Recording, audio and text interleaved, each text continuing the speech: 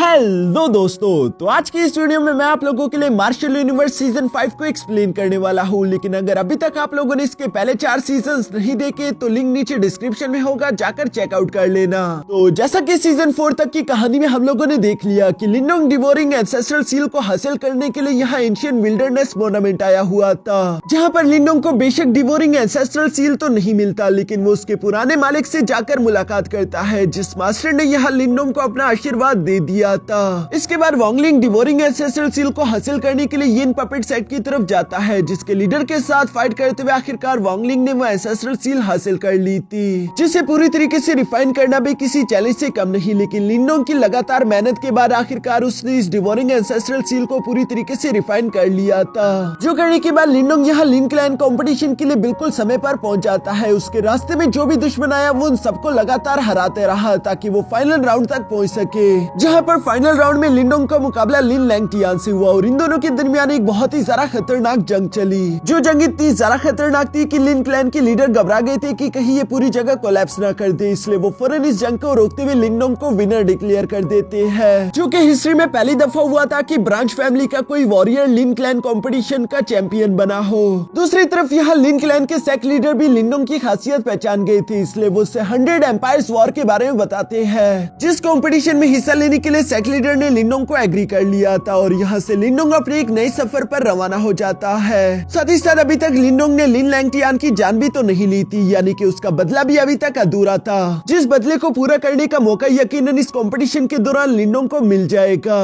अब आगे तो सीजन 5 की शुरुआत यहाँ लिन क्लैन के फ्लाइंग शिप से ही होती है, जिसका इस्तेमाल करते हुए ये लोग यहाँ इंपीरियल सिटी तक पहुंच गए थे, जहाँ पर हम लोगों को इतने अरसे बाद हमारा हीरो लिनडोंग पहली दफा देखने को मिलता है और वो यहाँ इंपीरियल सिटी को देखकर बहुत ही ज्यादा एक्साइटेड लग रहा था। साथ ही साथ हम देखते हैं कि यहाँ पर बाकी के 4 मेजर क्लैंस के एयरशिप भी बारी बारी करके आने लगे थे, जो सब भी इंपीरियल सिटी में मौजूद एम्परर से मिलना चाहते हैं। दूसरी तरफ यहाँ लिन क्लैन का लिनडोंग इंपीरियल सिटी गेट की तरफ देखते हुए हैरान होकर कहता है कि क्या ये है इंपीरियल सिटी। ये सिटी गेट तो बहुत ही ज्यादा बड़ा है, यहाँ पर ये सारे के सारे क्लैन मेंबर्स काफी ज्यादा एटीट्यूड के साथ उसी सिटी की तरफ बढ़ रहे थे। तभी अचानक हम लोगों को यहाँ वांग यान देखने को मिला, जिसने लिनडोंग को यहाँ पर आता हुआ देख लिया था और उसे अपनी पिटाई याद आ गई, इसलिए उसे बहुत ही ज्यादा गुस्सा आ रहा था। दूसरी तरफ लिनडोंग की नजर भी जब वांग यान पर पड़ती है तो मुस्कुरा कर कहता है कि यहाँ पर तो कई सारे जाने पहचाने हुए चेहरे हैं। जो बात सुनकर यहाँ लिन क्लैन का लीडर भी लिनडोंग से सवाल करते हुए कहता है कि मैंने सुना है कि तुम्हारा वांग क्लैन के वांग यान के साथ कुछ कॉन्फ्लिक्ट चल रहा है, जिस पर लिनडोंग उन्हें जवाब देते हुए कहता है कि हाँ, आपने बिल्कुल सही सुना है। इस पर सेक्ट लीडर लिनडोंग से कहता है कि फिर तो तुम्हें वांग यान की सीनियर ब्रदर से जरा बचकर रहना होगा, जिसका नाम वांगजोंग है। वांगजोंग मार्शल आर्ट में एक नंबर का जीनियस है और साथ ही साथ वो अपनी फैमिली को लेकर बहुत ही ज्यादा प्रोटेक्टिव भी है। अगर तुम्हारा उसके भाई के साथ कॉन्फ्लिक्ट है तो यकीनन वो भी तुम्हारे लिए जरूर मुश्किलें खड़ी करने की कोशिश करेगा।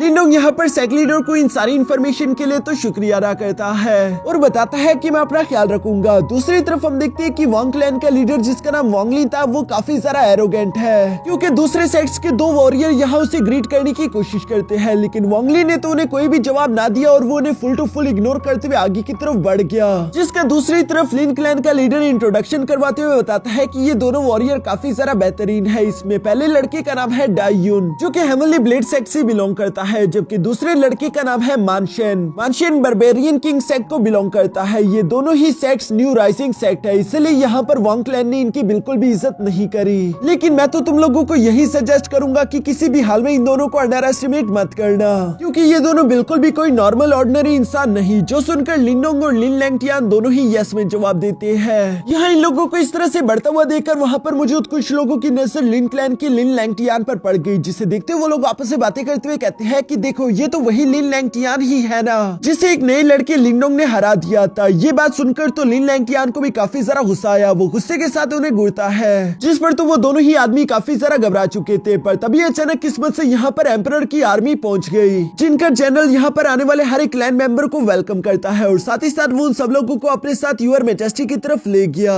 जहाँ दरबार पर पहुंचने के बाद इन लोगों को जानने को मिलता है कि एम्परर तो अभी तक यहाँ पर नहीं आए, इसलिए इन लोगों को कुछ देर इंतजार करना होगा। जहाँ पर इंतजार करते करते हम देखते हैं कि अचानक से वांग क्लैन के सेक्ट लीडर वांगली ने लिन क्लैन के सेक्ट लीडर लिन फैन को छेड़ना शुरू कर दिया, जहां वांग ली लिन फान को छेड़ते हुए कहता है कि लिन फान, मैंने सुना है कि तुम अपने लिन क्लैन की एक ब्रांच फैमिली के मेंबर को यहाँ सीट सिलेक्शन के लिए लेकर आए हो। क्यों, क्या हुआ? लिन क्लैन के ओरिजिनल सारे के सारे लोग इतने ज्यादा कमजोर हो गए कि अब तुम्हें ब्रांच फैमिली की मदद लेनी पड़ रही है। जिस पर दूसरी तरफ लिन फान जवाब देते हुए कहता है कि चाहे मेन फैमिली हो या फिर ब्रांच फैमिली, दोनों ही लिन क्लैन का हिस्सा है और मेरे हिसाब से जो भी ताकतवर होगा और इस काबिल होगा कि उसे सीट सिलेक्शन के लिए लेकर आया जाए तो उसे लेकर आया जाएगा। यहाँ ताकतवर का सुनकर तो वांग ली हंसते हुए कहता है कि तुम ताकतवर की बात कर रहे हो, लगता है कि तुम भूल गए कि पिछली बार लिन क्लैन को हमारे वांग क्लैन ने कितनी बुरी तरीके से हराया था। इस बार भी सब कुछ 20 साल पहले जैसा ही होगा, कुछ भी नहीं बदलने वाला। जो सुनकर लिन फान यहाँ उनसे कहता है कि वांग ली, मुझे नहीं लगता कि आपको वक्त से पहले इस तरह की बातें करनी चाहिए। और ये कहते ही दोनों खामोश हो गए। तभी अचानक हम देखते हैं कि वांग यान भी यहाँ पर अपने सीनियर ब्रदर वांग जाओ को बताता है कि ये है वो लड़का लिन डोंग, जिसके बारे में मैंने आपको बताया था। यहाँ वांग जाओ तो उसे गुस्से के साथ घूर कर देख रहा है, लेकिन दूसरी तरफ वांग लिंग तो उसे जरा सी भी अटेंशन नहीं देता।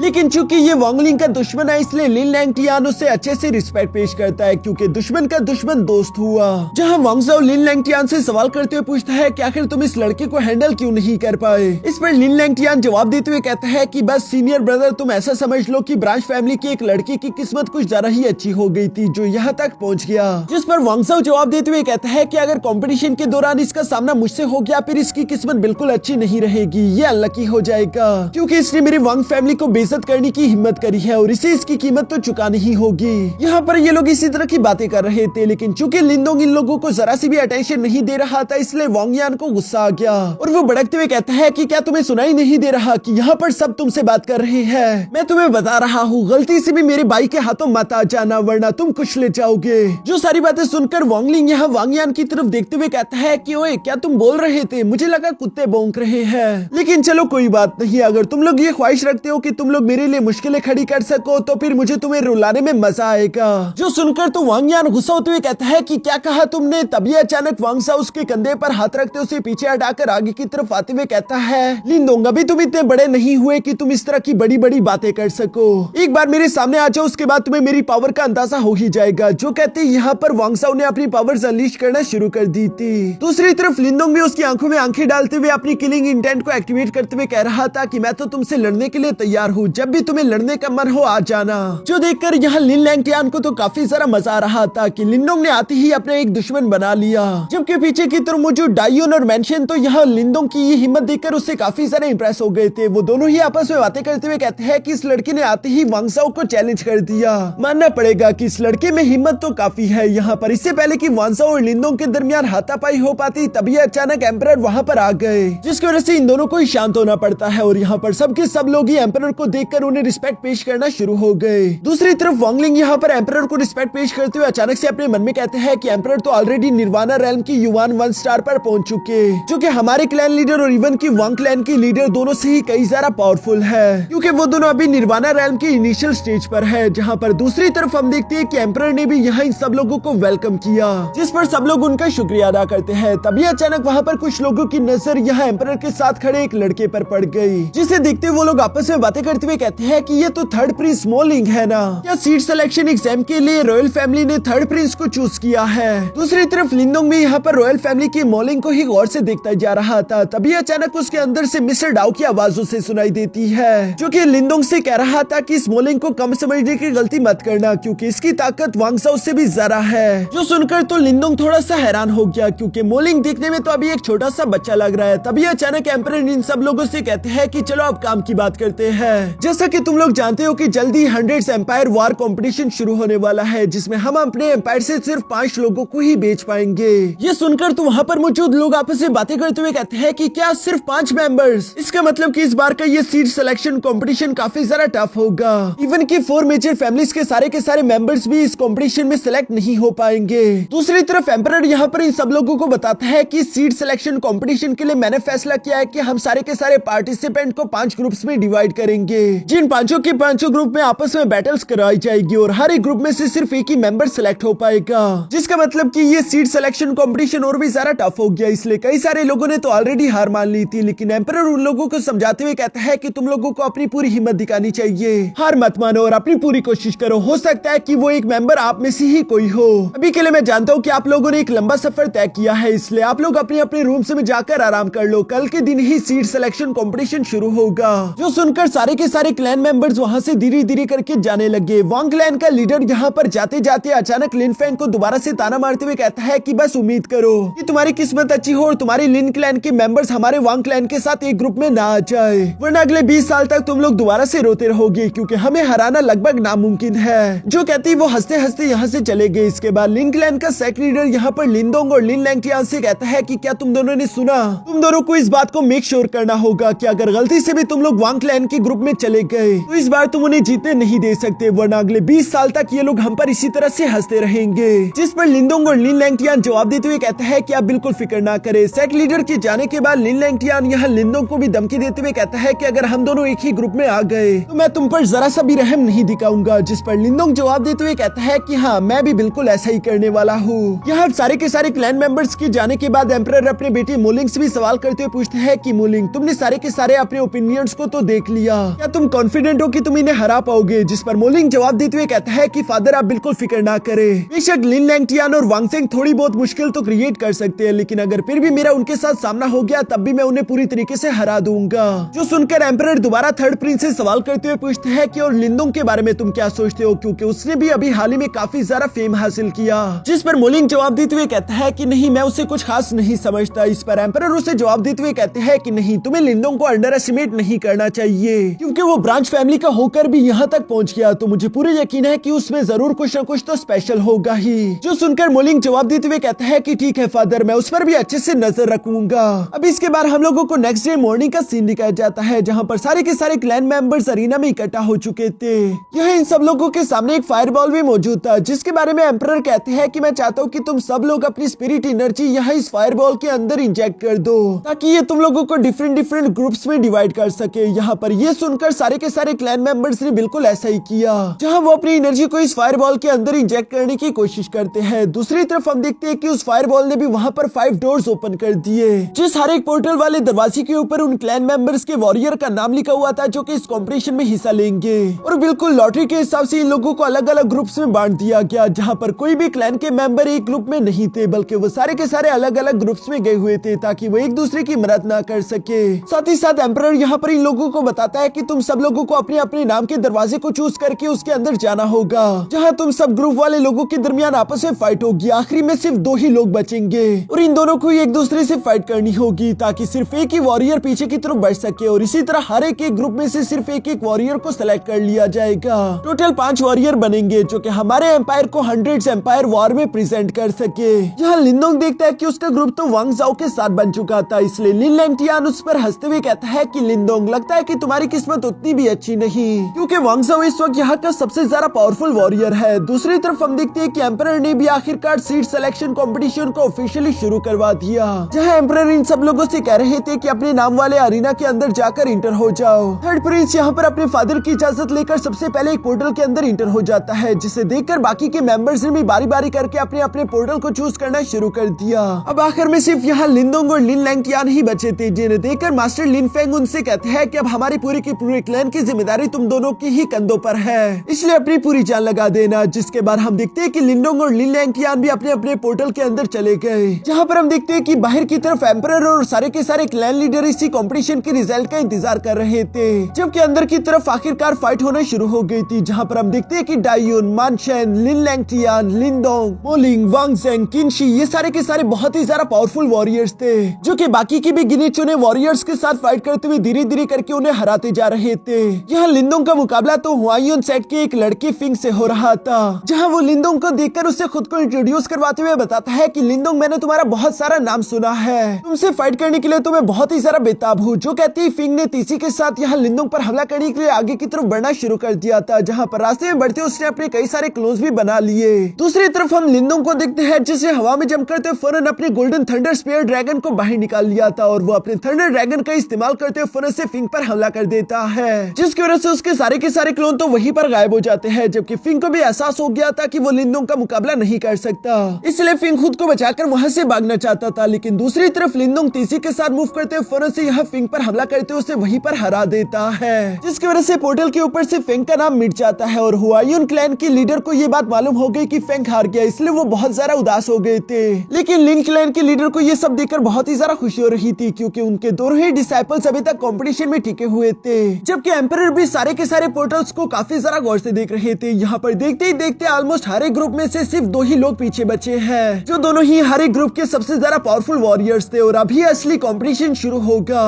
जहाँ पर हम देखते हैं कि फर्स्ट ग्रुप में यहाँ थर्ड प्रिंस का मुकाबला करने के लिए तो किन क्लैन का किनशी था, जो कि अपने विंड फैन टेक्निक्स का इस्तेमाल करते हुए यहाँ थर्ड प्रिंस पर हमला करना शुरू कर देता है। दूसरी तरफ हम देखते हैं कि थर्ड प्रिंस भी कुछ कम नहीं, वो किनशी के हर एक स्लैश टेक्निक को डॉज करते हुए तीसरे के साथ आगे बढ़ते हुए फिर से यहाँ किनशी के साथ टकरा गया। दूसरी तरफ सेकंड ग्रुप में हम देखते हैं कि हेवनली ब्लेड सेक्ट के डायुन का मुकाबला यहाँ पर हुआंगपिंग सेक्ट के मिस जिंग से हो रहा था, जहाँ डायुन तो काफी ज्यादा शांति से खुद को इंट्रोड्यूस करवाता है, लेकिन दूसरी तरफ मिस जिंग बहुत ही ज्यादा गुस्सा होते हुए कह रही थी कि मेरा वक्त जाया मत करो और आगे बढ़कर मुझसे फाइट करो। जहाँ पर हम देखते हैं कि ये दोनों ही अपनी सो टेक्निक्स का इस्तेमाल करते हुए फिर से आगे बढ़कर एक दूसरे से टकराना शुरू हो गए। तीसरे ग्रुप में हम देखते हैं कि यहाँ लिन लैंगटियान की किस्मत तो काफी ज्यादा अच्छी थी क्योंकि उसका मुकाबला एक बहुत ही ज्यादा कमजोर वॉरियर से हो रहा था, इसलिए वो भी उस वॉरियर पर हंसते हुए कहता है कि तुम मेरा मुकाबला करने के काबिल ही नहीं। लिन लैंगटियान का जीतना तो पक्का तय था। जबकि चौथे ग्रुप के अंदर हम देखते हैं कि यहाँ वांग क्लैन के वांग यान का मुकाबला मैंगशन से हो रहा था, जो कि बारबेरियन किंग सेक्ट से बिलोंग करता है और वो एक बहुत ही ज्यादा फ्यूरियस और टैलेंटेड इंसान है। यहाँ पर इन दोनों की फाइट भी कमाल की हो रही थी, लेकिन आखिरी ग्रुप में हम देखते हैं कि यहाँ लिंदोंग का मुकाबला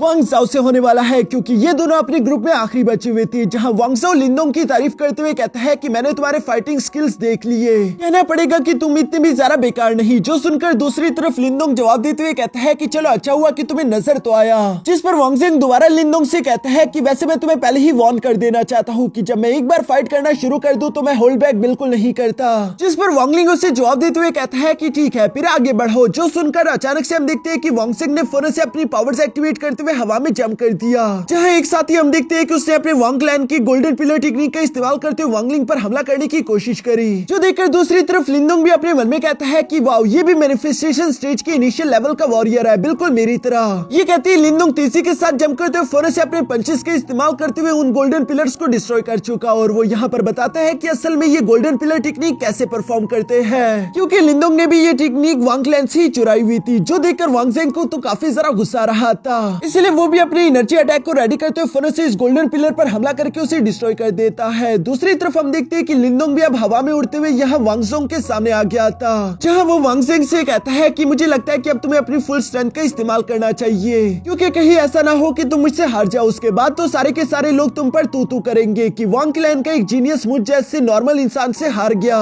दूसरी तरफ वांगजिंग जो कि ये सारी बातें सुन रहा था, वो भी यहाँ पर लिंदोंग से कहता है कि अब मैं समझा कि तुमने लिन लैंगटियान को कैसे हराया। ये तो कहना पड़ेगा कि सच में तुम्हारे पास कुछ स्किल्स तो है ही, लेकिन चूंकि तुम मेरी फुल स्ट्रेंथ को देखना चाहते हो तो मैं तुम्हारी ये ख्वाहिश भी पूरी कर दूंगा। जो कहती है अचानक वांगजिंग ने वहाँ पर अपने ब्लड डीमन असुरा स्पेयर को बाहर निकाल लिया, जिसके अंदर से एक रेड कलर का ऑरा अनलीश हो रहा था। दूसरी तरफ मिस्टर डाओ ये देखकर फौरन से वांगलिंग को बताता है कि जरा संभल कर, क्योंकि इस असुरा स्पेयर के अंदर ब्लड डीमन की पावर है, जिसका मतलब कि अगर इस असुरा स्पेयर ने तुम्हें टच कर लिया तो ये तुम्हारी पूरी की पूरी एनर्जी ड्रेन कर लेगा। तुम्हें कुछ भी करके इससे खुद को टच होने नहीं देना। जो सारी बातें यहाँ लिंदोंग सुन रहा था। दूसरी तरफ हम देखते हैं कि वांगजिंग भी लिंदोंग को कहता है कि क्यों क्या हुआ, तुम थोड़े से घबराए हुए लग रही हो, लेकिन अब तो तुम्हारे लिए काफी ज्यादा देर हो गई क्योंकि तुम्हें यहाँ पर सैक्रिफाइस तो होना ही होगा। जो कहती है वांगजिंग यहाँ अपने असुरा स्पेयर को लेकर तेजी के साथ लिंदोंग पर हमला करने के लिए आगे की तरफ बढ़ गया। दूसरी तरफ हम देखते हैं कि लिंदोंग ने भी तभी अचानक अपने गोल्डन थंडर ड्रैगन स्पेयर को बाहर निकाल लिया, जिसका इस्तेमाल करते हुए लिंदोंग वांगजिंग के असुरा स्पेयर के अटैक्स को ब्लॉक करने की कोशिश करता है। लेकिन फाइट के दौरान लिंदोंग महसूस कर पा रहा था कि अचानक से धीरे धीरे करके उसकी गोल्डन थंडर ड्रैगन स्पेयर की एनर्जी कम होती जा रही है, क्योंकि जहां जहां से लिंदोंग ने असुरा स्पेयर के अटैक्स को ब्लॉक करने की कोशिश की थी वहां से एनर्जी ड्रेन हो रही है। बेशक लिंदोंग इस बात को इग्नोर करते हुए वांगजिंग का बराबरी के साथ मुकाबला करता है, जहां पर हम देखते हैं कि इन दोनों के दरमियान एक बहुत ही ज्यादा आइकॉनिक लेवल की स्पेयर फाइट हो रही थी। और चूंकि वांगलिंग के गोल्डन थंडर ड्रैगन स्पेयर की एनर्जी धीरे धीरे करके कम हो रही है, इसलिए हम देखते हैं कि अचानक यहाँ वांगजिंग ने उसे हिट करके जमीन पर पटक दिया,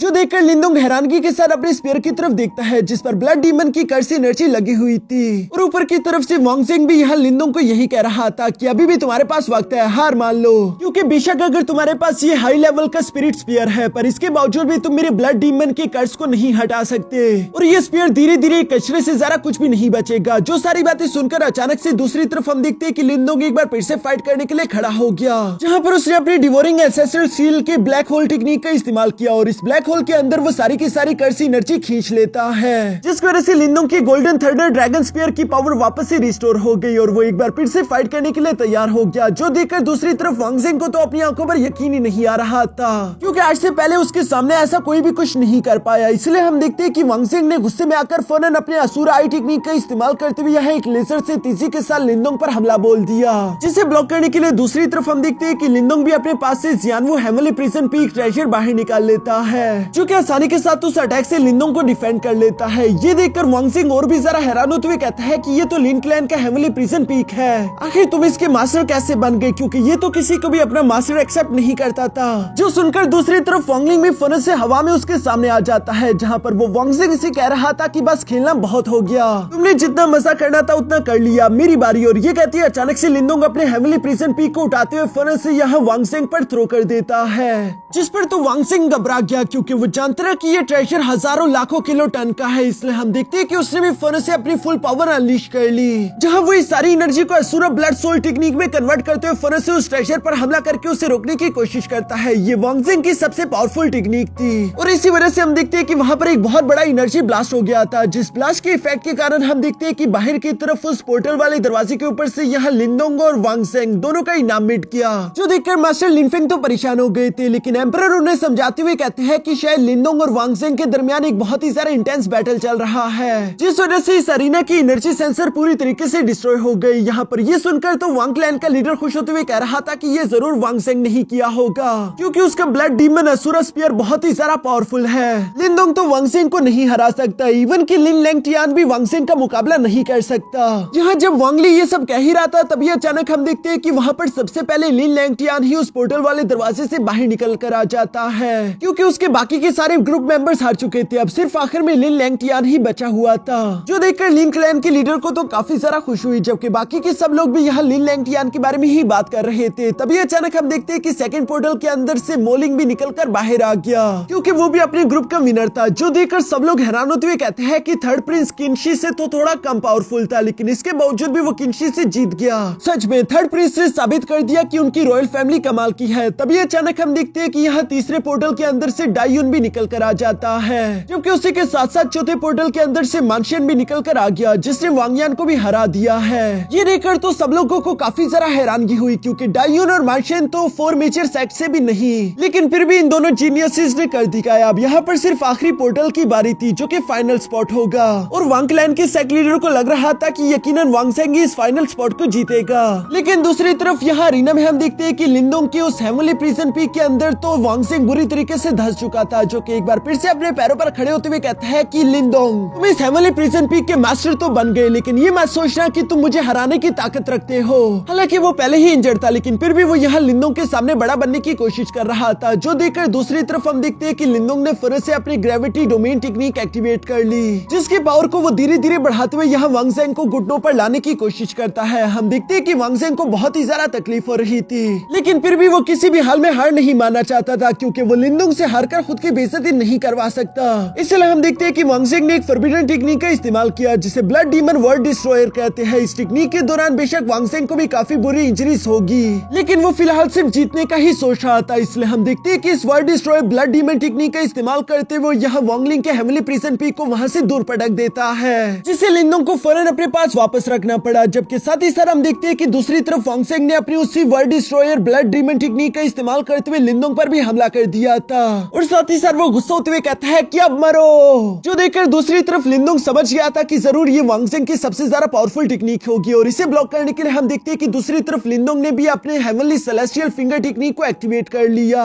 जो कि एक मैनिफेस्टेशन लेवल की टेक्निक थी। और यहाँ इन दोनों अटैक्स के टकराव की वजह से हम देखते हैं कि वहाँ अरीना में एक और बहुत बड़ा एनर्जी ब्लास्ट हो जाता है, जिस ब्लास्ट का इफेक्ट इतना ज्यादा खतरनाक था कि बाहर के लोग भी उससे महसूस कर लेते हैं, और वो लोग इंतजार कर रहे थे कि आखिर कौन जीता हुआ होगा। अभी अचानक हम देखते हैं कि उस पोर्टल के अंदर से लड़खड़ाता हुआ वांग जिंग निकलकर बाहर आ गया, जो देखकर तो वांग ली खुश होने लगा कि उनका वांग क्लैन जीत गया। इवन कि लिन लैंगटियान को भी ये देखकर काफी ज्यादा खुशी हो रही थी, पर तभी अचानक हम देखते हैं कि वांग जिंग तो नीचे की तरफ गिरकर लुढ़क गया, जो देखकर तो सब लोग इस सरप्राइज हो गए। साथ ही साथ पीछे से लिंदोंग की आवाज भी सुनाई देती है, जो कह रहा था कि सीट सिलेक्शन एग्जाम में बिल्कुल भी ऐसा रूल नहीं है कि जो भी पोर्टल से पहले आएगा वही विनर होगा, बल्कि यही रूल है कि जो आखिरी बचेगा वही विनर है, और वो तो सिर्फ एक ही हीरो है, लिंदोंग। जो कहती है अचानक से लिंदोंग यहाँ बाहर आ गया। किसी को भी लिंदोंग की जीतने की उम्मीद नहीं थी, इवन की एम्परर भी सरप्राइज होते हुए कहते हैं कि ये तो बहुत ही अजीब टर्न था। लेकिन अब इस फाइनल स्पॉट का फैसला भी हो चुका है, जिसका विनर है लिंडोंग। जो सुनकर तो वांग लिंग को बिल्कुल भी अपने कानों पर यकीन नहीं आ रहा था और वो कहता है कि नहीं, ये बिल्कुल भी पॉसिबल नहीं, ये इम्पॉसिबल है। तभी अचानक योर मेजेस्टी भी यहाँ लिन क्लैन के लीडर के पास आते हुए कहते हैं कि लिन फेंग, कांग्रेचुलेशन, तुम्हारा लिन क्लैन तो हमसे भी आगे निकल गया, क्योंकि इस बार तुम्हारे दो चैंपियन बने। जिस पर लिन फेंग भी उनसे कहता है कि नहीं योर मेजेस्टी, आप तो बिला वजह ही मेरी इतनी तारीफ कर रही हैं। इसमें हमारा तो कोई भी कमाल नहीं, बल्कि ये तो आपका बड़ापन है। दूसरी तरफ हम देखते हैं कि यहाँ लिंडोंग को रिस्पेक्ट पेश करने के लिए डायून और मानशन भी फौरन से लिंडोंग के पास आ गए, जो कि लिंडोंग को कांग्रेचुलेशन बोलने के साथ साथ उसकी तारीफें करते हुए कह रहे थे कि हमने तुम्हें पहले ही नजर में पहचान लिया था कि तुम एक बहादुर इंसान हो। ये तो अच्छा हुआ कि तुम हमारे ग्रुप में नहीं आए, वरना मेरे लिए तो जीतना काफी ज्यादा मुश्किल हो जाता। तभी अचानक वहाँ पर थर्ड प्रिंस भी लिंडोंग के पास आ गया, जो कि लिंडोंग को कांग्रेचुलेशन बोलता है। दूसरी तरफ लिंडोंग भी इन लोगों से मिलने वाले प्यार को लेकर खुश होते हुए कहता है कि ये तो मेरे लिए गर्व की बात है, जो मैं तुम लोगों के साथ मिलकर फाइट कर पाऊंगा। यहाँ पर लिन लैंगटियान ने तो मुंह बनाया हुआ था, पर तभी अचानक एम्परर सामने की तरफ आते हुए कहते हैं कि तुम पांचों के पांचों ने यहाँ तक आने के लिए काफी ज्यादा मेहनत करी है, इसलिए तुम लोग ग्रेट यान डायनेस्टी की तरफ से ये प्लेस डिजर्व करते हो। साथ ही साथ हमारे ग्रेट यान डायनेस्टी की तरफ से मैं तुम लोगों को आखिरी एक और तोहफा देना चाहता हूँ, जो कि असल में होली स्पिरिट पूल के अंदर कल्टीवेशन करने का मौका था, क्योंकि वहाँ की एनर्जी बहुत ही ज्यादा डेंस है। यह एम्परर के मुंह से होली स्पिरिट पूल का सुनकर तो ये सबके सभी एम्परर का शुक्रिया अदा करते हैं। साथ ही साथ नेक्स्ट सीन में हम देखते हैं कि ये लोग होली स्पिरिट पूल के पास आ गए थे, जहाँ पर पहले से ही एम्परर और 4 मेजर क्लैंस के लीडर भी मौजूद थे, क्योंकि ये सारे के सारे अपनी पावर्स का इस्तेमाल करते हुए होली स्पिरिट पूल का दरवाजा ओपन कर सकते हैं। यह एम्परर उन 5 वॉरियर्स से कहते हैं कि होली स्पिरिट पूल की एनर्जी का अच्छे से इस्तेमाल करना, क्योंकि जब तुम लोग अपनी निर्वाणा रैल में ब्रेक थ्रू करने की कोशिश करोगे तब ये एनर्जी तुम लोगों के बहुत काम आएगी। और साथ ही साथ मैं तुम सब लोगों को वार्न कर देना चाहता हूँ कि होली स्पिरिट लेक की गहराई में बिल्कुल भी मत जाना, जिस पर इन पांचों के पांचों ने हाँ में जवाब दिया। जो सुनकर एम्परर और बाकी चारों सेक्ट लीडर्स यहाँ पर अपनी पावर्स का इस्तेमाल करते हुए होली स्पिरिट लेक का दरवाजा ओपन करना शुरू कर देते हैं। लिंडोंग और उसके कंधे पर बैठा हुआ क्यूट सा ज़्यावियन भी इस दरवाजे को ओपन होता हुआ देख रहा था, लेकिन चूंकि ज़्यावियन को अंदर जाने की इजाजत नहीं, इसलिए वो फौरन से नीचे की तरफ उतर जाता है, ताकि लिंडोंग बाकी के 4 वॉरियर्स के साथ मिलकर होली स्पिरिट लेक में जा सके। और यहाँ पर बिल्कुल ऐसा ही हुआ, जहाँ उस पोर्टल का इस्तेमाल करते हुए अंदर आकर इन लोगों को अपने सामने एक बहुत बड़ा तालाब देखने को मिला, जिसकी स्पिरिट एनर्जी बहुत ही ज्यादा अमेजिंग थी। सब लोग इस सरप्राइज होकर उस होली स्पिरिट लेक को देख रहे थे। तभी अचानक मोलिंग इन लोगों से कहता है कि चलो आगे आओ, और ये कहते ही वो सबसे पहले खुद ही जंप करते हुए होली स्पिरिट लेक पर बैठकर यहाँ उसकी एनर्जी एब्सॉर्ब करते हुए अपनी कल्टीवेशन शुरू कर देता है, जिसकी देखा देखी करते हुए बाकी के सारे कल्टीवेटर्स भी फौरन से जंप करते हुए बिल्कुल ऐसे ही करते हैं। जहाँ पर हम देखते हैं कि जब लिंडोंग उस एनर्जी को एब्सॉर्ब करते हुए अपनी कल्टीवेशन कर रहा था, तभी अचानक उसकी डिमोनिक एप एनर्जी रिएक्ट करने लगी, जो देखकर लिंडोंग हैरान होते हुए कहता है कि अचानक से आखिर मेरे डीमन एप ब्लड लाइन इतनी जल्दी से इनहेंस कैसे हो गया। जिस पर अंदर से मिस्टर डाउ भी लिंडोंग को जवाब देते हुए कहता है कि हाँ, मैंने भी ये महसूस किया, और मुझे लगता है कि ये इसलिए क्योंकि इस पानी के नीचे एक एंशिएंट बीस्ट का रिमेन पड़ा हुआ है, जो कि निर्वाणा रेल्म से भी ज्यादा स्ट्रॉन्गेस्ट होगा। उसी एंशिएंट बीस्ट की वजह से यहाँ इस लेक में ये स्पिरिट एनर्जी आ रही है, जिसकी वजह से तुम्हारा डिमोनिक एप ब्लड भी इनहेंस हो गया। इसमें सरप्राइज होने वाली कोई बात नहीं। जो सारी बातें सुनकर लिंडोंग अपने मन में कहता है कि अच्छा, अब मैं समझ गया कि क्यों एम्परर ने हमें इस लेक की गहराई में जाने से मना किया। लेकिन दूसरी तरफ मिस्टर डाउ तो लिंडोंग से कह रहा था कि तुम्हें इस लेक की गहराई में जाना चाहिए, क्योंकि अगर वहाँ पर एक एंशिएंट बीस्ट है तो जरूर एंशिएंट बीस्ट का ब्लड एसेंस भी होगा, जो कि तुम्हें तुम्हारी और ज़्यावियन दोनों को ही अपनी कल्टीवेशन इंप्रूव करने में मदद कर सकता है। साथ ही साथ शायद तुम्हें वहाँ पर कोई कीमती ट्रेजर भी मिल जाए।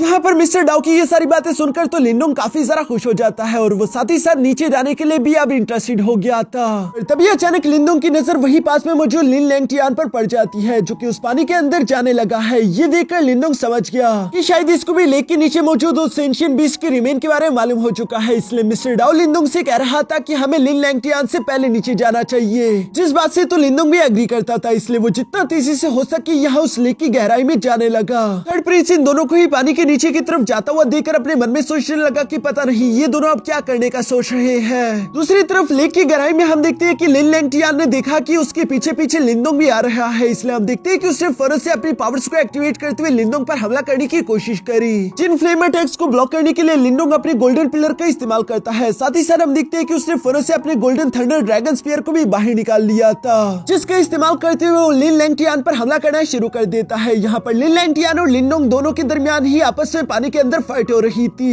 लेकिन दूसरी तरफ लिंडोंग उसे कैसे तैसे पीछे की तरफ छोड़ता हुआ यहाँ पहले ही नीचे की तरफ आ जाता है, जहाँ वो पानी के नीचे एक केव में आ गिरा। यहाँ खड़ा होकर अपने चारों तरफ देखने पर अचानक उसे एक एंशिएंट बीस्ट जंजीरों में जकड़ा हुआ दिखाई देता है, जो कि एक सेलेस्टियल एंशियंट क्रोकोडाइल बीस्ट था। उस एंशियंट बीस्ट को देखकर ऐसा लग रहा था कि ये मर चुका है, लेकिन अभी भी इस एंशियंट बीस्ट की बॉडी में रिमेनेंट सोल बाकी थी, जिसकी वजह से इसे यूं ही छोड़ा नहीं गया, बल्कि इसे फॉर्मेशन सील का इस्तेमाल करते हुए जकड़ कर रखा गया है। यहाँ जब लिंदोंग को मिस्टर डाउ ये सारी बातें बता ही रहा था, तभी अचानक हम देखते हैं कि वहाँ पर पीछे से लिन लैंगटियान भी पहुँच गया, जो कि लिंदोंग को देखकर कहता है कि लिंदोंग, लगता है कि तुम अपनी औकात भूल गए, तुम अभी भी ब्रांड फैमिली के एक मामूली से कचरे हो। सिर्फ एक बार लिन क्लैन कंपटीशन का चैंपियन बनने से तुम कोई स्पेशल इंसान नहीं बन जाते, इसलिए मुझे हर जगह फॉलो करना बंद करो और यहाँ से दफा हो जाओ। जो सुनकर दूसरी तरफ लिंदोंग भी लिन लैंगटियान पर हंसते हुए कहता है कि मैं जानता हूँ कि तुम्हारे अंदर क्या मौजूद है, अगर तुम्हारे अंदर मौजूद वो स्पिरिट उस दिन तुम्हारी मदद ना करती तो मैंने तो ऑलमोस्ट तुम्हारी जान ले ही ली थी। तुम तो इतने ज्यादा कमजोर हो कि अकेले 1 to 1 मुझसे फाइट भी नहीं कर सकते, और फिर भी तुम लिन क्लैन के नंबर 1 खुद को समझते हो।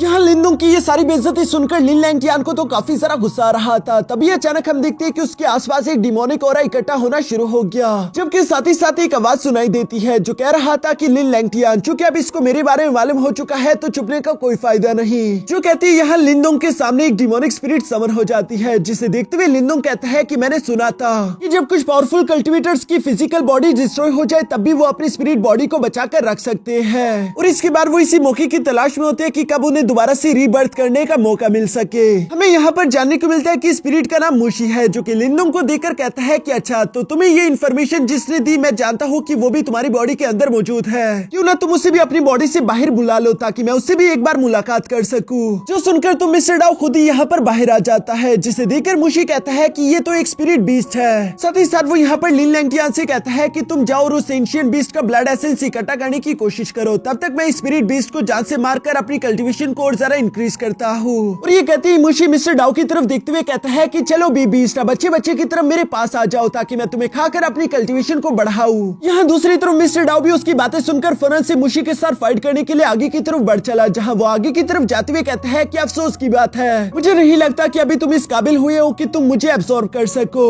और इसी के साथ यहाँ मुशी और मिस्टर डाउ के दरमियान एक जबरदस्त फाइट शुरू हो गई। दूसरी तरफ हम देखते हैं कि लिंदोंग और लिन लैंगटियान भी उस ब्लड एसेंस को इकट्ठा करने के लिए एक दूसरे के साथ फाइट करते हुए तीसरे के साथ उस एंशिएंट बीस्ट की तरफ बढ़ रहे थे, जहाँ इन लोगों के एक दूसरे पर किए जाने वाले अटैक ऊपर से मुलिंग ने भी महसूस कर लिया, और वो हैरान होते हुए अपने मन में सोच रहा था कि आखिर ये दोनों नीचे कर क्या रहे हैं। जबकि दूसरी तरफ नीचे फाइट के दौरान हम देखते हैं कि मुशी ने मिस्टर डाउ को हराने की अपनी पूरी कोशिश करी, लेकिन मिस्टर डाउ तो उसके काबू में ही नहीं आ रहा था। इसलिए वो हैरान होकर सवाल करते हुए पूछता है कि आखिर तुम किस तरह की स्पिरिट बीस्ट हो, जिस पर हम देखते हैं कि मिस्टर डाउ ने अपनी सेलेस्टियल बॉडी एक्टिवेट कर ली, और वो साथ ही साथ बताते हुए कहता है कि लो तुम खुद ही देख लो। ये देखकर तो मुशी हैरान होते हुए कहता है कि तुम एक सेलेस्टियल स्पिरिट बीस्ट हो, जिस पर मिस्टर डाउ हंसते हुए कहता है कि वाओ, तुमने कुछ जल्दी ही पहचान लिया। और ये कहती वो एक बार फिर से मुशी पर हमला करने के लिए तेजी के साथ आगे की तरफ बढ़ चला, जहाँ मुशी इस वक्त काफी ज्यादा घबराया हुआ लग रहा था, क्योंकि वो जानता था कि वो एक सेलेस्टियल स्पिरिट बीस्ट का मुकाबला नहीं कर सकता। दूसरी तरफ मिस्टर डाउ भी यहाँ पर बहुत ही ज्यादा कॉन्फिडेंटली एक जोरदार स्लैश टेक्निक का इस्तेमाल करते हुए मुशी पर हमला कर देते हैं, जिसका धुआं जब यहाँ से हटा तो वो देखता है कि मुशी तो वहाँ पर मौजूद ही नहीं, क्योंकि मुशी तो पहले ही बचकर यहाँ पीछे की तरफ ऊपर आ चुका था, जहाँ वो हंसते हुए कहता है कि अगर कहीं और पर तुम्हारी और मेरी फाइट होती तो यकीनन तुम मुझे हरा सकते थे, लेकिन ये जगह बिल्कुल अलग है, क्योंकि यहाँ पर एनर्जी की कोई भी कमी नहीं, इसलिए चाहे तुम एक सेलेस्टियल मार्शल स्पिरिट क्यों ना हो, फिर भी तुम आज के दिन मेरा खाना बनोगे। जो कहती है अचानक हम देखते हैं कि मुशी ने वहाँ पर अपनी एनर्जी गैदरिंग टेक्निक का इस्तेमाल करना शुरू कर दिया, जिस एनर्जी गैदरिंग फॉर्मेशन का इस्तेमाल करते हुए मिस्टर डाउ को इसके अंदर कैद कर लेता है, और इसके बाद वो इविल्स की तरह जोर जोर से हंसने लगा। पीछे की तरफ हम लोगों को यहाँ लिन लैंगटियान और लिंदोंग की आपस में फाइट देखने को मिलती है, जहाँ पर लिन लैंगटियान की काफी बुरी तरीके से पिटाई हो रही थी, इसलिए वो गुस्सा होते हुए अचानक से हवा में उड़ने लगा, और वो साथ ही साथ लिंदोंग से कहता है कि लिंदोंग, आज के दिन मैं तुम्हारे टुकड़े टुकड़े कर दूंगा। जो कहती है उसने फौरन से अपनी ग्रेट फिनिक्स सील टेक्निक का इस्तेमाल करते हुए लिंदोंग पर हमला करने की कोशिश करी। दूसरी तरफ हम देखते हैं कि लिंदोंग भी ये देखकर मुस्कुराते हुए अपने ग्रेट विल्डरनेस डिवाइडिंग सी सील टेक्निक एक्टिवेट कर लेता है, जहाँ इन दोनों की ही ये सील टेक्निक एक दूसरे से सीधा जाकर टकरा गए। एक तरफ फ्रोस्ट एनर्जी थी और दूसरी तरफ फ्लेम एनर्जी। इन दोनों ही एनर्जी के एक दूसरे से टकराव की वजह से वहाँ पर एक बहुत बड़ा एनर्जी ब्लास्ट हुआ, जिसकी वजह से हम देखते हैं कि एंशिएंट बीस्ट को कैद रखने वाली वो सील फौरन से एक्टिवेट होने लगी।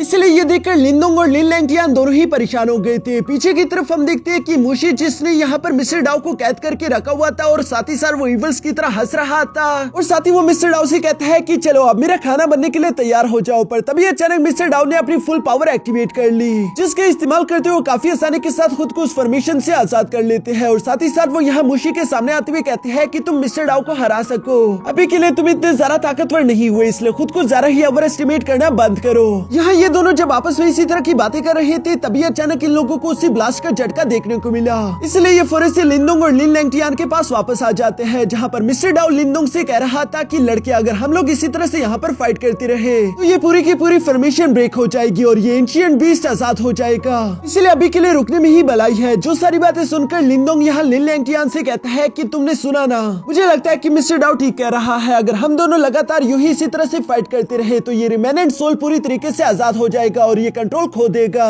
उसके बाद ना तुम्हें फायदा होने वाला है ना मुझे, और हम इसके कॉन्सिक्वेंसेस को भी झेल नहीं पाएंगे। तो फिलहाल क्यों ना हम आपस में सुलह कर ले। जो सारी बातें सुनकर लिन लैंगटियान कहता है कि तुमने कहा सुलह, और ये कहती है वो इवल्स की तरह मुस्कुराकर अपनी पावर्स का इस्तेमाल करते हुए फौरन से उस सील के पिलर्स पर हमला करके उन्हें डिस्ट्रॉय कर देता है। साथ ही साथ वो कह रहा था कि हम लोग सुलह तो जरूर करेंगे, लेकिन तुम्हारे मरने के बाद हम देखते हैं कि उन पिलर्स की टूटने की वजह से ये एंशिएंट बीस्ट धीरे धीरे करके आजाद हो रहा था, जबकि साथ ही साथ वो प्लेटफॉर्म भी टूटने लगा, जिसकी वजह से मिस्टर डाउ और लिनडोंग फौरन से वहां से नीचे की तरफ गिर जाते हैं और साथ ही साथ उस एंशिएंट बीस्ट के आजाद होने की वजह से उसके सोल फ्रेगमेंट इसी के साथ हवा में उड़ने लगे, जो कि इस जगह से एस्केप करना चाहते थे। इसलिए उन लोगों के रास्ते में जो भी आए वो उस पर हमला कर देंगे। जो सब देखकर मुशी यहाँ पर लिन लैंगटियान से कहता है कि ये फॉर्मेशन ब्रेक हो चुकी है, इसलिए हम लोगों को जल्द से जल्द यहाँ से निकलना चाहिए, इससे पहले कि ये सोल फ्रेगमेंट हमें नुकसान पहुंचा दे। मुशी की बातें सुनकर लिन लैंगटियान बिल्कुल ऐसा ही करता है। दूसरी तरफ हम देखते हैं कि स्पिरिट बीस्ट के ये फ्रेगमेंट स्पिरिट लेक के ऊपर भी आ चुके थे, जिन फ्रेगमेंट्स को देखकर तो डायोन, मानशन और मोलिंग काफी ज्यादा हैरान हो गए, क्योंकि ये स्पिरिट्स इन लोगों पर हमला बोल रहे थे।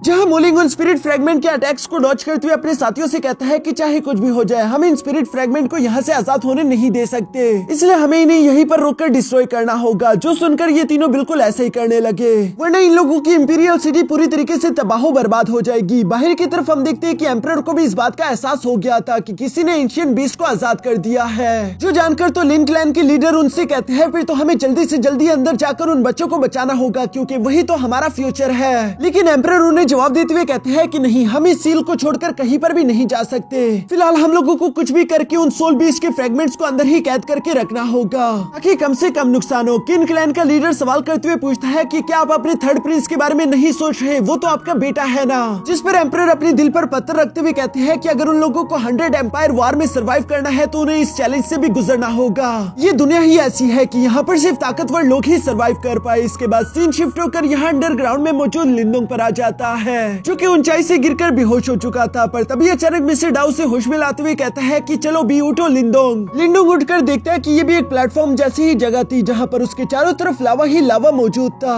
जबकि साथ ही साथ वो आजाद हुआ एंशिएंट स्पिरिट बीस्ट भी यहाँ उस लावा के अंदर गिरने की वजह से अचानक जिंदा होकर यहाँ बाहर आ जाता है, जो कि बहुत ही ज्यादा पावरफुल दिखाई दे रहा था। मिस्टर डाउ घबराते हुए लिनडोंग से कहते हैं कि अब तुम्हारी खैर नहीं, क्योंकि ये एंशिएंट बीस्ट पूरी तरीके से अवेकन हो चुका है। और मिस्टर डाउ की ये बात बिल्कुल सच थी, क्योंकि लिनडोंग ने फाइट करने के लिए फौरन से अपने गोल्डन स्पीयर को बाहर तो निकाल लिया था, लेकिन तभी अचानक वो बीस्ट सिर्फ एक ही पंजे से लिनडोंग को हिट करते हुए एक दीवार पर दे पटकता है। साथ ही साथ उसमें ये एबिलिटी थी कि वो अपने मुंह से एक जोरदार आग वाली लेजर निकाल सकता था, जिसका इस्तेमाल करते हुए वो लगातार लिनडोंग पर हमला करता जा रहा है। लिनडोंग यहाँ पर उस आग वाले अटैक को अपने स्पीयर से काफी मुश्किल के साथ ब्लॉक करते हुए फौरन अपने थंडर ड्रैगन का इस्तेमाल करते हुए उस बीस्ट पर हमला कर देता है, जिसका उस एंशिएंट बीस्ट पर ज्यादा असर नहीं हुआ। उल्टा वो अपनी पूंछ का इस्तेमाल करते हुए लिनडोंग को ही हिट कर चुका, जिस अटैक से लिनडोंग कैसे तैसे खुद को दोबारा से संभाल लेता है। यहाँ पर हम देखते हैं कि उस एंशिएंट बीस्ट और लिनडोंग के दरमियान एक जबरदस्त फाइट हो रही थी, जहाँ पर हमें देखने को मिलता है कि उस एंशिएंट बीस्ट की स्ट्रेंथ लिनडोंग से कई गुना ज्यादा थी। दूसरी तरफ लिनडोंग का साइज चूंकि छोटा था, इसलिए हम देखते हैं कि वो सारा के सारा ध्यान अपनी रफ्तार पर दे रहा था। इसी तरह तेजी से मूव करते हुए लिनडोंग ये कोशिश करता है कि किसी हाल में भी वो एंशिएंट बीस्ट से हिट ना कर दे,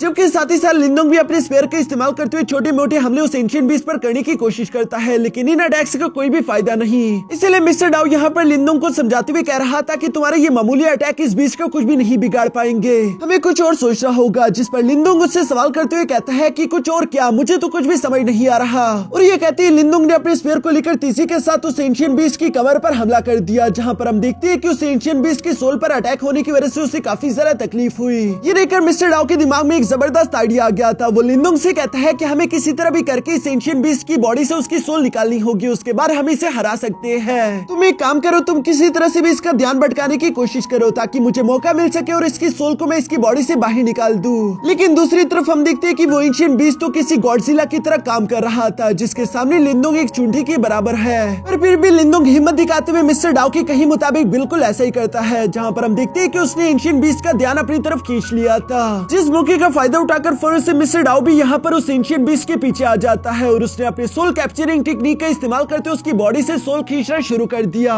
जिसे तो शुरू में देखकर लिंदोंग को खुशी हो रही थी क्योंकि उसे लग रहा था कि वो लोग कामयाब हो रहे हैं। और तभी अचानक उस एंशिएंट बीस्ट के स्पिरिट फ्रैगमेंट ने तीसी के साथ बाहर निकलते हुए सारा के सारा काम बिगाड़ दिया, क्योंकि वो मिस्टर डाओ पर हमला कर चुके थे और एक बार फिर से ये बीस्ट नॉर्मल हो चुका था, जो देखकर लिंदोंग अपने मन में कहता है कि मुझे ही कुछ करना होगा। और ये कहती है अचानक से लिंदोंग अपने कुछ क्लोन्स क्रिएट कर लेता है, जिसके बाद वो तीसी के साथ उसी गॉडजिला टाइप बीस्ट की तरफ बढ़ने लगा, जहाँ पर हम देखते हैं कि लिंदोंग के सारे क्लोन उस एंशिएंट बीस्ट का ध्यान अपनी तरफ खींच लेते हैं। और दूसरी तरफ लिंदोंग को मौका मिल चुका था कि वो अपने एंसेस्ट्रल सील के ब्लैक होल डिवोरिंग पावर का इस्तेमाल कर सके। जिस ब्लैक होल की पावर को एक्टिवेट करते ही लिंदोंग ने उस एंशिएंट बीस्ट की सोल को अंदर की तरफ खींचना शुरू कर दिया। और यहाँ पर थोड़ी देर की कोशिशों के बाद आखिरकार हम देखते हैं कि लिंदोंग अपने मकसद में कामयाब हो जाता है। इसी वजह से आसपास जितने भी स्पिरिट फ्रैगमेंट्स थे वो भी फौरन से गायब हो गए, जबकि ये एंशिएंट बीस्ट भी वहीं पर मर के नीचे गिर जाता है। लेकिन ऊपर की तरफ मौजूद लिन लैंगटियान या फिर बाकी में से किसी को भी कुछ समझ नहीं आता कि आखिर यहाँ पर ये सब हुआ क्या। तभी अचानक दूसरी तरफ हम देखते हैं कि मिस्टर डाओ भी फौरन से लिंदोंग के पास आ जाता है, जो कि लिंदोंग को शाबाशी देते हुए कहता है कि बच्चे तुमने कर दिखाया,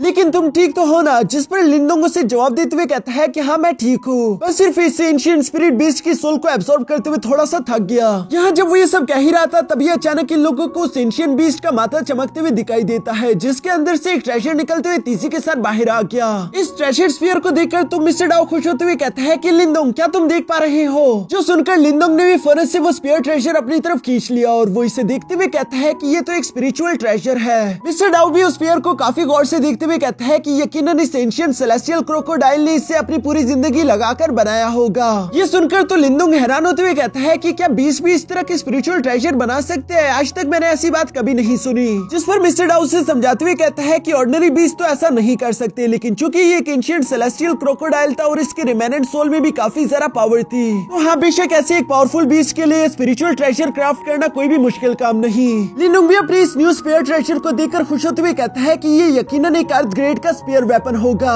जबकि मिस्टर डाओ भी कह रहा था कि हाँ हम लोगों को तो ऐसे ट्रेजर की बिल्कुल भी उम्मीद नहीं थी। ये स्पिरिचुअल ट्रेजर तुम्हें आने वाले 100 एम्पायर वॉर के दौरान काफी ज्यादा मदद करने वाला है, और इसके अलावा तुमने जो उस एंशिएंट डिवाइन बीस्ट की स्पिरिट को एब्सॉर्ब करा है, तुम फ्यूचर में उसे भी बाहर की तरफ समन करके उससे फाइट करवा सकते हो। सोचो कितना मजा आएगा, एक ऐसा पावरफुल एंशिएंट बीस्ट तुम्हारे लिए फाइट कर रहा हो। जो सुनकर लिंदोंग सरप्राइज होते हुए कहता है कि क्या सच में, लेकिन उसके निर्वाणा रैल्म को देखते हुए मुझे नहीं लगता कि मैं उसे इतनी आसानी के साथ समन कर सकता हूँ। जिस पर मिस्टर डाओ से समझाते हुए कहता है कि बेशक तुम ये काम कर सकते हो, लेकिन इसके लिए तुम्हें थोड़ा बहुत ब्लड एसेंस चाहिए होगा, वो भी एक इससे भी ज्यादा पावरफुल एंशिएंट बीस्ट का। लेकिन चलो ये बात की बातें हैं, फिलहाल तुम इस एंशिएंट बीस्ट का ब्लड एसेंस कलेक्ट कर लो। जो सुनकर लिंदोंग बिल्कुल ऐसे ही करते हुए फौरन से जंप करके उस एंशिएंट सेलेस्टियल क्रोकोडाइल की बॉडी के सामने आ गया, जहाँ पर वो अपनी पावर्स का इस्तेमाल करते हुए उसकी बॉडी से ब्लड एसेंस इकट्ठा करना शुरू कर देता है, जिसे थोड़ी देर में लिंदोंग ने पूरी तरीके से एब्सॉर्ब करते हुए यहाँ एक पिल फॉर्म में कंडेंस कर लिया था। इसके बाद वो मिस्टर डाओ से कहता है कि चलो अब हमें यहाँ से बाहर जाना चाहिए, क्योंकि मुझे भी उस होली स्पिरिट लेक के अंदर बैठकर कल्टीवेशन करनी है। जो सुनकर मिस्टर डाओ लिंदोंग को डांटते हुए कहता है कि बेवकूफ, क्या तुम्हें दिखाई नहीं दे रहा कि ऊपर तो बस सिर्फ एक पहाड़ की चोटी है, असली पहाड़ तो यहाँ नीचे मौजूद है। जितनी कंडेंस और प्योर एनर्जी यहाँ पर है उतनी ऊपर कभी भी हो ही नहीं सकती।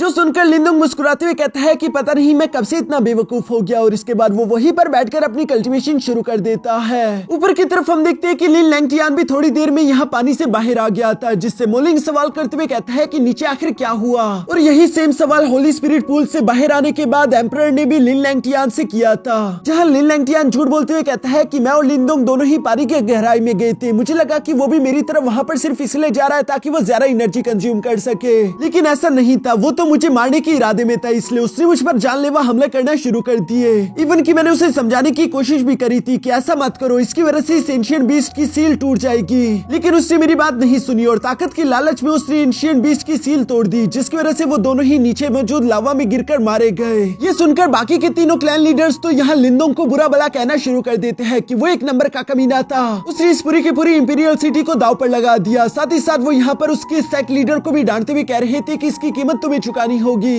जबकि लिन लैंगटियान तो अपने मन ही मन में खुश हो रहा था। पर तभी अचानक पीछे से लिंदोंग की आवाज सुनाई थी, जो कि आते ही कहता है कि कोई मेरी गैर मौजूदगी का फायदा उठाने की कोशिश कर रहा है, झूठ बोलने की भी एक हद होती है। यह लिंदोंग की आवाज सुनकर तो लिन लैंगटियान की आंखें पटी की पटी रह गई थी, उससे समझ नहीं आ रहा था कि आखिर ये जिंदा कैसे बच गया, जबकि बाकी के सब लोग भी लिंदोंग को उस होली स्पिरिट पूल के अंदर से जिंदा बाहर आता हुआ देखकर काफी सारा सरप्राइज हो चुके थे। तभी अचानक ज़्यावियन तो अपने मास्टर को देखकर खुश होते फौरन से उसके पास जाकर उसके गले लग जाता है, जहाँ लिनडोंग भी उस क्यूट से ज़्यावियन को प्यार करते हुए कहता है कि शांत हो जाओ, मुझे कुछ नहीं हुआ, मैं बिल्कुल ठीक हूँ। दूसरी तरफ लिन लैंगटियान तो अभी भी अपनी गलती मानने के लिए तैयार ही नहीं था, बल्कि वो लिनडोंग पर चिल्लाते हुए कहता है कि तुमने इस पूरी की पूरी यान डायनेस्टी को खतरे में डाल दिया था, अभी के अभी एम्परर से माफी मांगो। जो सुनकर दूसरी तरफ लिनडोंग भी फौरन से खड़ा होकर यहाँ पर एम्परर को सारी सच्चाई बता देता है कि वहाँ पर ये सब करने वाला मैं नहीं बल्कि लिन लैंगटियान था। लेकिन चूंकि अब दोनों ही अलग अलग कहानी बता रहे थे, इसलिए एम्परर को खुद समझ नहीं आ रहा था कि आखिर वो किसकी बातों का यकीन करे। लेकिन फिलहाल वो यहाँ पर सवाल करते हुए कहते हैं कि वैसे उस एंशिएंट बीस्ट का क्या हुआ, जिस पर लिनडोंग इन सब लोगों को जवाब देते हुए कहता है कि मैंने उसे जान से मार डाला।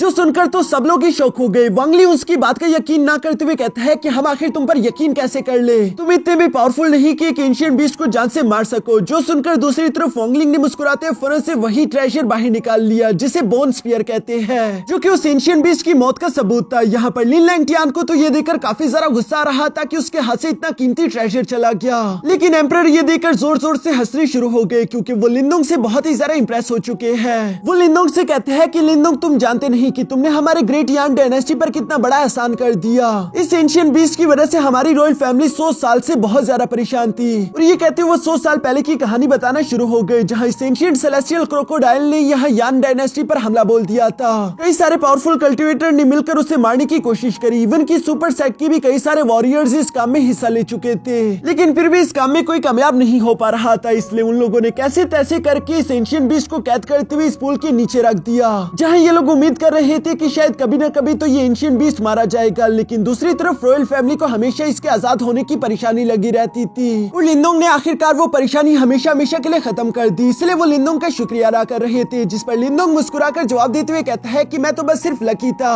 जो सुनकर एम्परर हंसते हुए कहते हैं कि नहीं, तुम लकी नहीं बल्कि काफी ज्यादा ताकतवर हो, और इसीलिए ये बोन स्पीयर भी तुम्हें ही बिलोंग करता है, क्योंकि तुमने ही इतनी बहादुरी वाला काम किया। जो सुनकर लिनडोंग भी खुशी खुशी उस बोन स्पीयर को अपने पास रख लेता है। दूसरी तरफ एम्परर कह रहा था कि बेशक आज के दिन एक बहुत बड़ा हादसा होने वाला था, और मैं ये भी नहीं जानता कि कौन सच कह रहा है कौन झूठ, लेकिन चूंकि अंत भला तो सब भला, इसलिए मैं इस मसले को यहीं पर खत्म कर रहा हूँ, क्योंकि यान डायनेस्टी का इससे काफी ज्यादा भला हो चुका है। ये सब कहने के बाद वो उन 5 डिसाइपल्स को आराम करने के लिए बोलते हैं, क्योंकि अगले 5 दिन बाद 100 एम्पायर्स बैटल शुरू होने वाली है। यहाँ एम्परर की ये बात सुनकर ये सब लोग आराम करने के लिए वहाँ से चले गए, जिन्हें जाता हुआ देखकर मूलिंग अपने फादर के पास आकर कहता है कि आखिर आपने लिनडोंग को वो बोन स्पीयर क्यों दिया, क्योंकि वो बहुत ही ज्यादा कीमती ट्रेजर था। और साथ ही साथ आपने उससे ये सवाल भी नहीं किया कि आखिर उसने एक एंशिएंट बीस्ट को कैसे जान से मार डाला, ये तो बिल्कुल इम्पॉसिबल है। जिस पर एम्परर अपने बेटे को जवाब देते हुए कहते हैं कि लिनडोंग के पास ऐसी एबिलिटी है जो कि हमारे पास नहीं, इसलिए फिलहाल मैं उसे दुश्मन बनाने का फैसला नहीं कर सकता। अगर गलती से वो ऑफेंड हो गया और उसने हमारे खिलाफ जाने की हिम्मत करी तो हम उसे रोक नहीं पाएंगे,